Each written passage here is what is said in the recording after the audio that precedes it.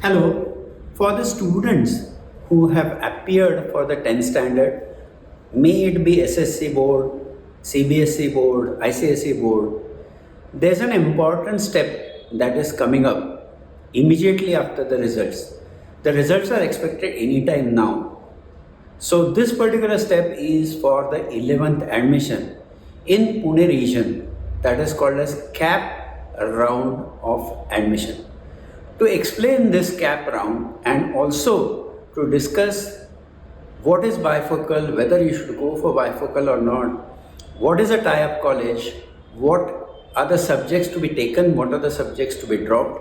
For example, whether to take biology or not, whether to drop biology or not, take mathematics and so on. COEPians Academy has organized a lecture by the experts who have been dealing in this CAP admission process for many years. Stay tuned for more details.